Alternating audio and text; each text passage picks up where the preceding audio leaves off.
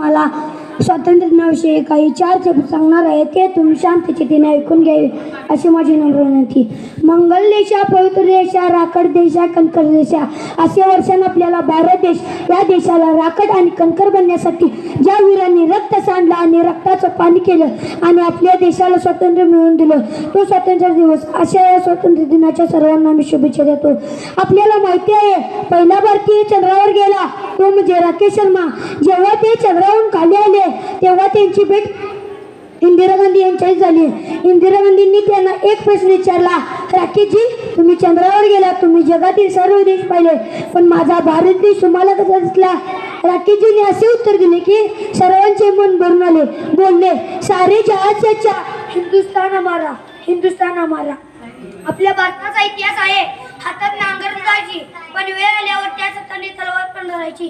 ज्या वीरांनी रक्ताची होळी आणि खेळी गोळ्यांची दिवाळी, ज्या वीरांनी रक्ताची होळी आणि खेळी गोळ्यांची दिवाळी आणि आपल्या भारत देशाला स्वातंत्र्य मिळवून दिलं. आणि त्यांनी एकच स्वप्न बघितलं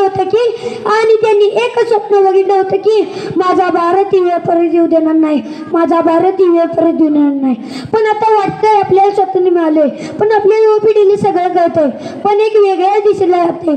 ज्या वीरांनी रक्ताची होळी आणि खेळी गोळ्यांची दिवाळी, ज्या वीरांनी रक्ताची होळी आणि खेळी गोळ्यांची दिवाळी आणि आजचे वीर हो फक्त त्यांना इंटरनेट जाईल, हो फक्त त्यांना इंटरनेटची जाईल.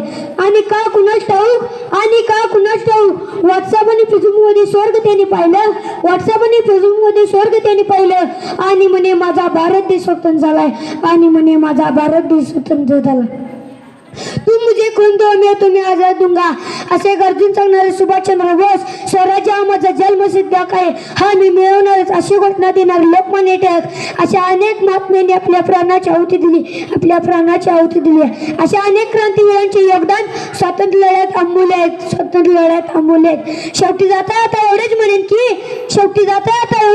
की ए वंदन की धरती है, अभिनंदन की धरती है, ए वंदन की धरती है, अभिनंदन की धरती है, ए अर्पण की भूमि है, दर्पण की भूमि है, ए अर्पण की भूमि है, दर्पण की भूमि है. इसकी नदी हमारे लिए गंगा है, इसका कंकर हमारे लिए शंकर है. हम जिएंगे तो इस भारत के लिए, हम मरेंगे इस भारत के लिए, और मरने के बाद भी गंगा जल में बहती हुई हमारी अस्थियों को कोई कान लगाकर सुनेगा तो एक ही आवाज आएगी, भारत माता की जय, भारत माता की जय.